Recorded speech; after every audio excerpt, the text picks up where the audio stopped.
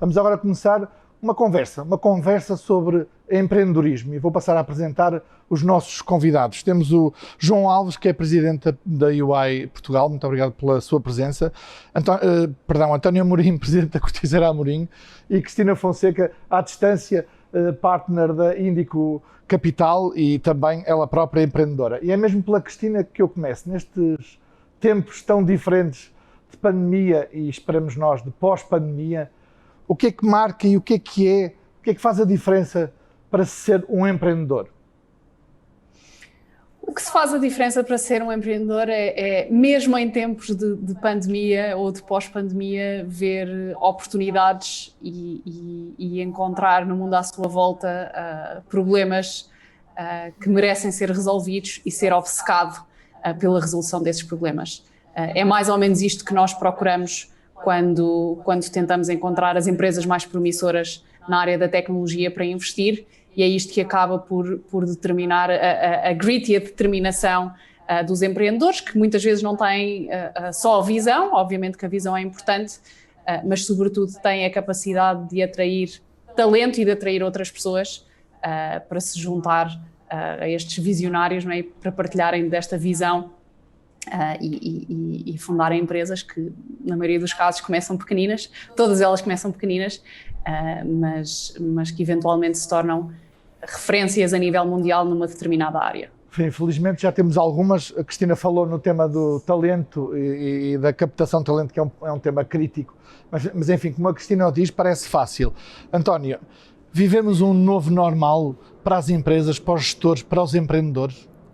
Sim, eu penso que sim. Eu penso que o novo normal não começa apenas com a pandemia, começa antes disso. Quer dizer, todos nós vivemos a forma como nós olhamos para o mercado, a forma como nós mudamos os nossos hábitos de compra, de pesquisa, de interação entre nós próprios, as redes sociais, a forma como as pessoas mudaram os seus hábitos ao longo dos últimos 10 ou 15 anos. Eu diria que estamos todos a construir o novo normal, que foi acelerado seguramente com este fenómeno da pandemia, para o qual nenhum de nós seguramente foi a causa, nenhum de nós contribuiu para isso, mas todos nós vamos tirar o partido devido desta situação mais grave para poder relançar um conjunto de temáticas dentro das nossas organizações, para deixar de ter hesitações relativamente à tomada de decisão sobre outras matérias que se calhar estavam menos claras antes da pandemia, a expor mais a nu, e portanto diria eu que este momento que vivemos todos atualmente é também um momento de oportunidade e de aceleração de um processo que já se tinha iniciado antes e que o António chamou de novo normal e que me parece um termo absolutamente correto face à realidade nova que todos nós somos confrontados. O António coloca o tema na aceleração. O João Alves está todos os dias na UI com clientes, com empresas, que obviamente também já se vinham seguramente a transformar no contexto, nomeadamente, da transformação digital. Que aprendizagem, que lições, que ensinamentos é que vai percebendo dos contactos com as empresas, com os clientes da UI nos últimos 12 meses e do que é que eles estão a fazer? Isto é muito importante o exemplo, não é? O exemplo aqui é muito relevante. O que é que a UI tem visto dos seus clientes? António, este período de pandemia, e como o António disse, até começou antes da pandemia, tem sido um momento de muita mudança em muitas empresas. Sim. Este contexto que vivemos agora é um acelerador daqueles indicadores que já tínhamos visto há algum tempo. O que temos visto nas empresas, essencialmente, um refocar das atenções para umas ações mais concretas, sejam elas externas ou até internas. Portanto, externas tem a ver com a redefinição dos mercados e das necessidades dos clientes e ajustar a estratégia em função desses novos indicadores, mas também há muito enfoque no melhoramento interno das empresas, porque isso obrigou a parar um bocadinho, olhar para a estrutura e desafiar a estrutura para os desafios que tem pela frente. Obviamente, todos sabemos que a digitalização é um fato importante, mas é importante saber que a digitalização que estamos a ver agora é muito mais do que a comunicação. tem a ver com a produção, a extração e a partilha da informação, e um aspecto muito importante que tem vindo a ser cada vez mais procurado é a questão da cibersegurança. Portanto, todas essas são áreas onde estamos particularmente ativos a apoiar os clientes.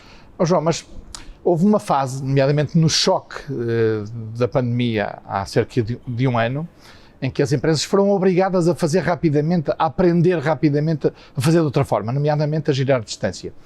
Passado um ano, o processo de organização interna já é mais estruturado, as empresas já mudaram, já estão a mudar modelos de organização em função de uma coisa que já parece estrutural, nomeadamente, por exemplo, o teletrabalho e outras formas de organização? Eu acho que sim, António. Acho que este último ano ensinou-nos muita coisa. O António refere à organização das empresas. Uma coisa para mim é evidente é que alguns dogmas eternos estão a desaparecer. Cite lá um. Um exemplo é a gestão das equipas por proximidade. Isso não existe. Hoje não pode existir, não pode existir para a frente. Portanto, há digamos, uma partilha de informação, um trabalho em equipa que não tem que ser necessariamente com proximidade física. Portanto, há um trabalhar em equipa diferente. Cristina, vou desafiá-la a partilhar connosco como é que a Índico agora olha neste novo contexto e se é que isso mudou alguma coisa para as novas oportunidades, ou que tipo de exigências e desafios é que colocam às startups para onde olham e que são potencialmente alvo do vosso investimento?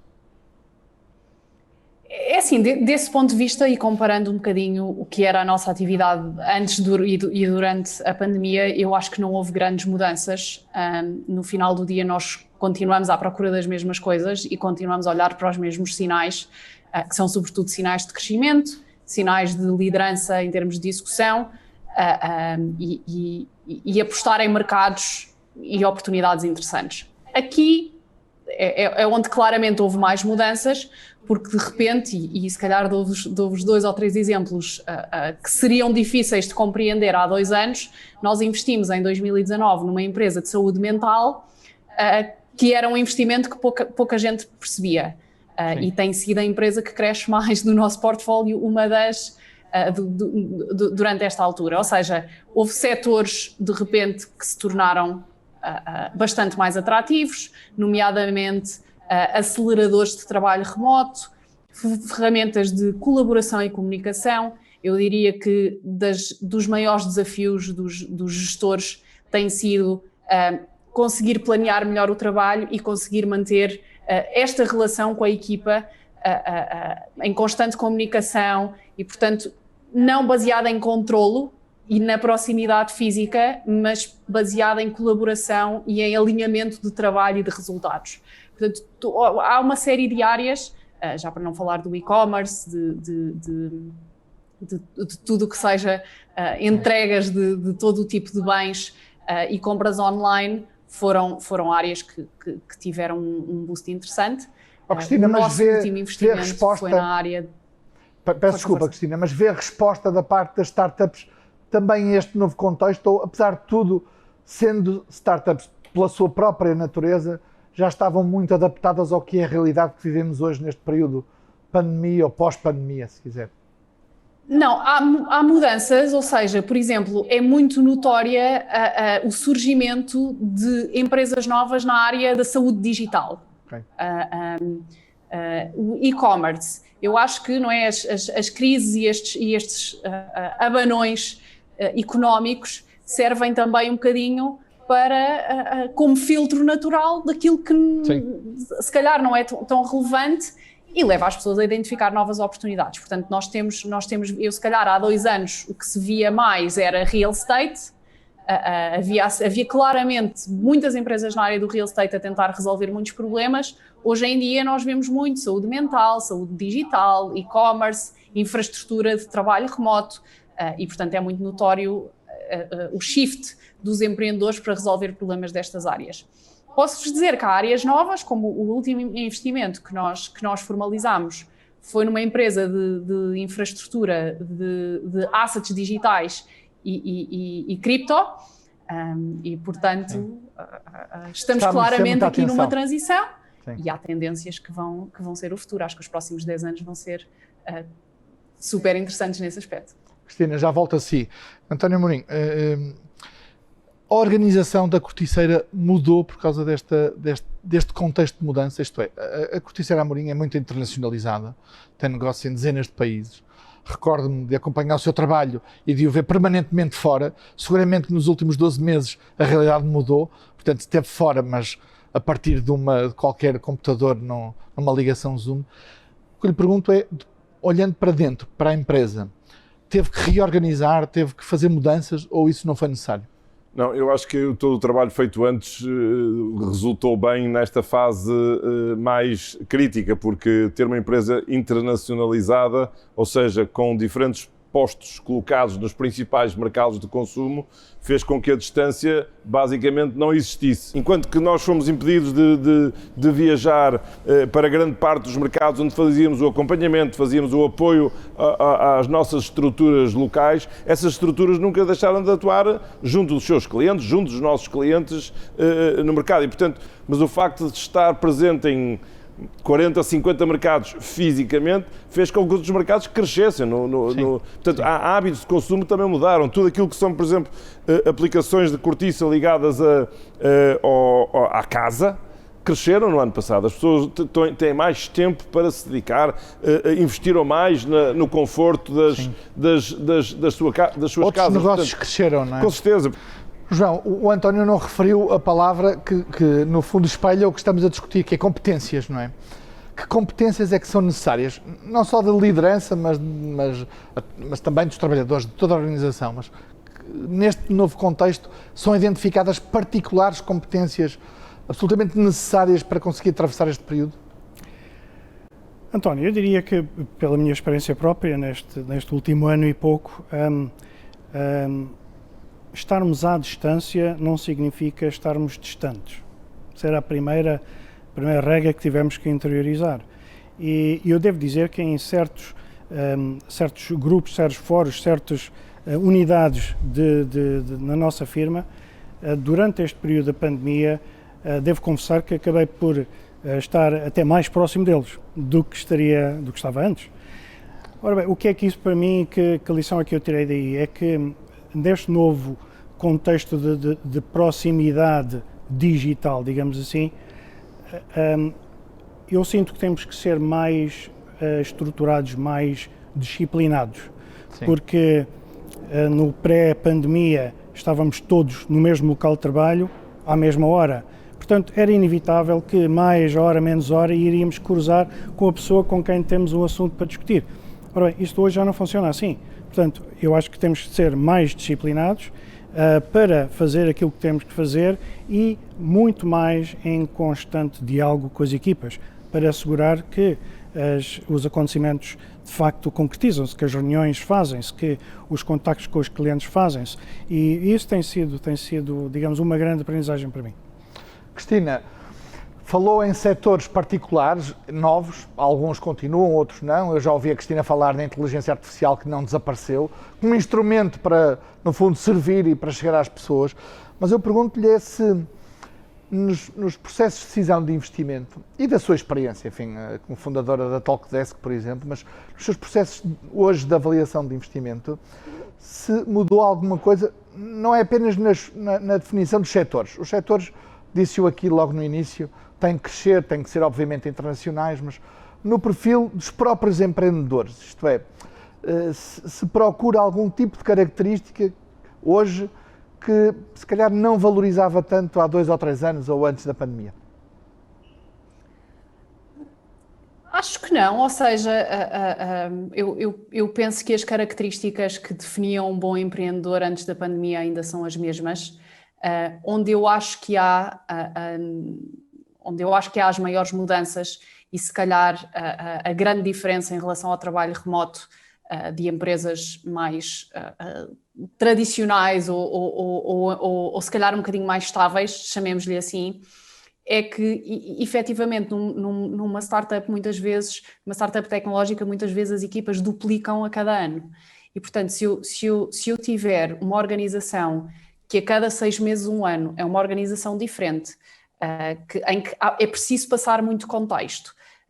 As pessoas muitas vezes, é diferente eu hoje estar a trabalhar com alguém presencialmente no escritório e depois amanhã passei a trabalhar em casa a partir de videochamada, ou eu ter pessoas constantemente a fazerem parte da minha equipa que se juntaram num setting online e que eu nunca vi. Nós contratámos pessoas durante a pandemia em que tu não sabes se elas medem 1,5 m ou 1,80 m, porque nunca as viste. Há uma tendência que também foi acelerada agora pela pandemia, que é o facto de haver empresas que decididamente decidiram tornar-se remote only. E, portanto, que à conta disso passaram a contratar o melhor talento, independentemente de onde esse talento esteja. E eu hoje de manhã estava a falar com um empreendedor que estava em Londres, mas ele até estava a pensar onde é que estava, porque ele diz, nós somos mais de 100 pessoas, eu no último ano fui de 20 a 100 pessoas e nós trabalhamos todos remotamente e a maioria das pessoas da minha equipa eu nunca vi. O que é preciso um empreendedor ter para conseguir sobreviver a este caos que nós gostaríamos que fosse organizado, mas muitas das vezes não é? São capacidades de comunicação incríveis. Muitas destas empresas acabam por ter que contratar já posições como Head of Remote para garantir que esta sensação de pertença a uma equipa existe, em que as pessoas encontram mecanismos de se conhecer umas às outras, de conviver ainda com as restrições do remote. Eu já vi muitas empresas organizar off-sites e festas em modo remote e, portanto, há claramente uma preocupação destas empresas que já nasceram assim, ou que estão a desenvolver-se e a crescer num ambiente que se calhar nós não pensaríamos ser possível não é, criar e solidificar uma empresa desta forma. E, portanto, estes empreendedores e estas empresas estão a tentar criar mecanismos para lidar com os desafios acrescidos do trabalho remoto. Esse é um bom ponto. Portugal tem talento para entrar nessa nova dinâmica de contratação? Portugal tem tanto talento para entrar nessa nova dinâmica de contratação que não é uma surpresa que nos últimos 3 anos, se calhar de forma mais intensa, uma série de empresas dos Estados Unidos, do Reino Unido e de outras geografias, se calhar um bocadinho mais à frente em termos de ecossistema empreendedor, tenham montado equipas de engenharia, sobretudo, e de operações em Portugal. Se temos talento suficiente, a resposta é não. Aliás, os números cláusulos de engenharia informática são os mesmos hoje do que eram há 50 anos. E as necessidades das empresas não são as mesmas. Portanto, há talento, não há talento suficiente. Acho que há trabalho a fazer nesse campo. Mas a verdade é que o facto de haver empresas tecnológicas já com algum sucesso, haver outras que se estabeleceram em Portugal e que vieram contratar pessoas e em muitos casos realocaram também recursos que tinham noutras geografias, porque obviamente Portugal é um país interessante para se viver e para se passar algum tempo. Acho que isto tem gerado uma dinâmica no ecossistema também de aprendizagem e de treino das pessoas locais para este mindset de escalar rápido e de empreendedorismo. Eu acho que é interessante, estamos aqui com 2 exemplos, obviamente diferentes, bens transacionáveis, indústria, tecnologia, serviços. Para já pergunto-lhe se já tem um Head of Remote na Corticeira Amorim. Deve ser eu. Deve ser o António. A partir do momento em que a gente tem que gerir cerca de 50 filiais no mundo, portanto essa gestão à distância não é uma prática de hoje, é uma prática desde há muito tempo. E, portanto, já tem, mas não tem esse nome. Não tem esse nome. Mas como é que se contrata neste contexto? É um tema que é importante. Mudou alguma coisa no perfil de contratação, por exemplo, da Corticeira, que obviamente tem este particular, não podemos comparar diretamente com serviços e tecnologia. Sim, mas a gente recrutou, sobretudo nas componentes internacionais de mercado, bastantes pessoas. Obviamente já o fazíamos antes por uma entrevista de videoconferência, voltamos a fazer agora com a maior celeridade. Neste momento, aquilo que a gente faz não confirma a impressão que ficou da entrevista fisicamente, mas tudo o resto segue como antes. Quer dizer, eu acho que também não mudou assim tanto, Eu acho que a questão do teletrabalho é uma questão relevante, seguramente para as áreas de serviços muito mais que para as atividades industriais. Vai seguramente criar uma maior flexibilidade no trabalho, alguma maior flexibilidade, mas eu acho que as empresas industriais neste momento têm muitas pessoas que não querem estar em teletrabalho, porque o teletrabalho tem muitas outras implicações. Pois tem. É preciso, alguém dizia outro dia que depende da qualidade do sofá e do conteúdo do frigorífico. E, portanto, há um conjunto grande de outras questões que têm que ser tomadas em consideração, e se a gente pode fazer tudo em teletrabalho, um dia deste está a subcontratar serviços que tinha dentro dos seus escritórios na Índia ou noutro país qualquer. Portanto, e há também uma equidade entre o chão de fábrica, que tem que vir trabalhar ao posto de trabalho todos os dias na unidade industrial, e as pessoas do escritório que podem ou não estar de casa. Portanto, há aqui um conjunto e uma problemática que tem que ser mais bem apurada para que isto seja efetivamente eficiente e eficaz para as empresas e para as pessoas que colaboram com elas. João, que feedback é que tem dos clientes da UI, nomeadamente neste tema da contratação? Há aqui uma nova visão ou há uma linha de continuidade? Não, claramente há uma nova abordagem a esse tema. Como o António disse, há uma diferença significativa entre uma empresa de serviços e uma empresa industrial. Mas das empresas de serviços, por exemplo, para contracenar aquilo que o António disse, aliás, posso frisar o nosso próprio exemplo. Sim, também serve como exemplo. Nós todos os anos contratamos várias centenas de recém-licenciados. O que não mudou foi que continuámos a contratar. O que mudou foi a forma da contratação, em que fizemos pela primeira vez, de uma ponta à outra, todo o processo digitalizado. Desde os candidatos nas universidades a candidatarem-se através da app, até a análise do perfil e do CV todo remotamente, as entrevistas por meios digitais e a própria contratação também por meios digitais. Portanto, foi de uma ponta à outra. Funcionou perfeitamente e devo dizer que um grande impulso para essa nossa iniciativa também foi a própria expectativa dos candidatos. Claro. Estamos a falar de uma geração que de facto espera isso e vê isso com muito bons olhos. Devo dizer que funcionou perfeitamente. António, drivers de crescimento mantêm-se ou pelo contrário não, ou até de forma reforçada, a internacionalização mostra como um fator crítico para se ultrapassar uma crise tão surpreendente como a que vivemos? Eu acho que é decisivo. Decisivo. O país teve um grande comportamento em termos do aumento de exportações. Nós temos que ter uma nova ambição de internacionalizar as empresas portuguesas, porque só assim é que, primeiro, nós vamos compreender os mercados para o qual dirigimos os nossos produtos. Uma camisola da Póvoa de Varzim vale em Portugal 35 ou 40 euros. Uma camisola da Póvoa de Varzim vendida por uma marca americana vale 600 ou 700 euros. E, portanto, o valor está lá, nós temos é que captar esse poder de compra, e para isso é preciso lá estar. E repara uma coisa, é preciso as empresas terem alguma dimensão para poder ter os meios suficientes, ou com estas ajudas e apoios que agora temos à disposição da economia, para que as empresas consigam pegar nestes apoios e internacionalizar os seus negócios, porque ir para um país e para um mercado é fácil de decidir, mas é muito difícil de executar, com riscos grandes em termos da rentabilidade do momento inicial. É quase como uma startup. E, portanto, é preciso apoiar as empresas nestes primeiros 2, 3, 4 anos, mas eu acho que é inevitável se nós hoje queremos, obviamente, internacionalizar grande parte das nossas empresas, da nossa economia, e captar o valor dos mercados de consumo. Eu volto à Cristina para lhe perguntar, enfim, o país tem 4 unicórnios, empresas avaliadas em mais de 1.000 milhões de dólares. A Cristina foi fundadora de um desses unicórnios, a Talkdesk.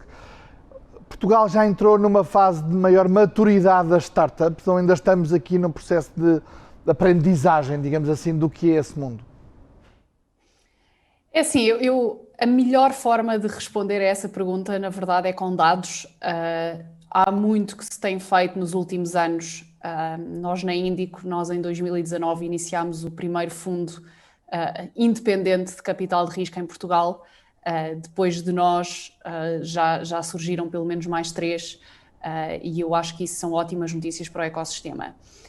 Quando eu comparo, ainda assim, quando eu comparo, por exemplo, o número de rondas de investimento em empresas tecnológicas ou de crescimento rápido, que se faz a cada mês, e estou a falar de rondas, um valor de referência de 5 milhões de euros, em Portugal, se calhar acontece uma a cada 4, 5, 6 meses, no melhor dos casos.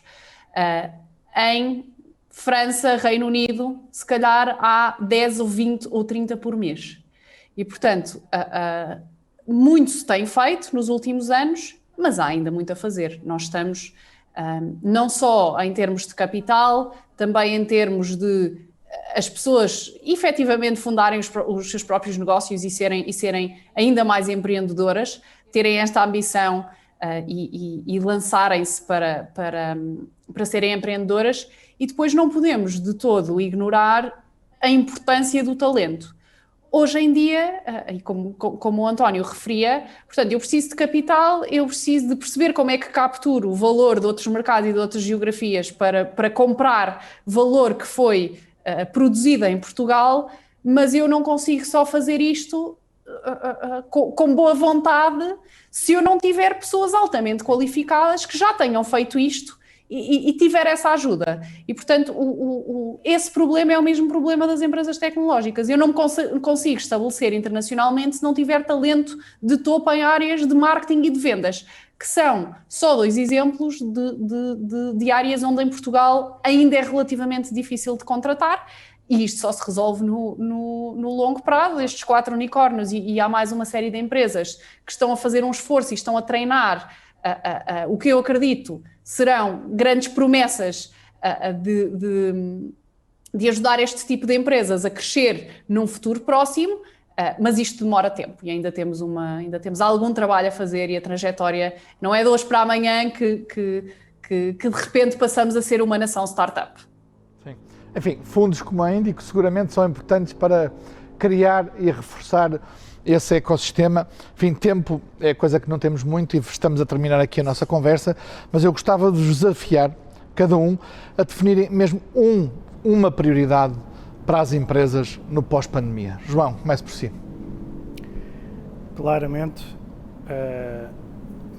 houve muita mudança neste último ano e pouco. Algumas coisas vão voltar, outras não. Eu acho que houve uma alteração grande em alguns comportamentos das pessoas e, como tal, hábitos de pessoas como clientes. Portanto, eu diria que identificar as novas necessidades do cliente e investir. Vou pedir então ao António para definir-nos o que é uma prioridade. Para crescimento. Nós temos que tentar superar as perdas que tivemos no ano de 2020. Toda a gente diz que vai ser preciso 2 ou 3 anos para reparar o 2019, e nós temos que conseguir fazer isso muito antes. Esta nossa conversa decorre no âmbito da UI Entrepreneur of the Year. O António foi um dos premiados da lista longa e muito relevante dos últimos anos. Gostava que partilhasse connosco o que é que foi nesse momento ser distinguido com este prémio e, sobretudo, até a experiência que teve no contexto do prémio internacional. É seguramente uma experiência única e inesquecível na vida de qualquer empresário ou gestor. Primeiro, ser distinguido em Portugal por um júri notável, tendo ao meu lado empresas fantásticas, todas elas tinham obviamente condições para ganhar, e portanto isto foi sobretudo um motivo de orgulho pessoal e um motivo de orgulho para toda a equipa da Corticeira Amorim de permitir que eu pudesse ser candidato e ganhar o prémio. Depois, na disputa internacional com mais 48 ou 50 países, é um momento absolutamente único. Se calhar estamos a falar de um dos melhores e mais reputados prémios a nível mundial para empresários e gestores. João Alves, António Rios Amorim, Cristina Fonseca, obrigado também pela sua presença à distância. Daqui quero agradecer obviamente a sua atenção por acompanhar este nosso debate sobre empreendedorismo.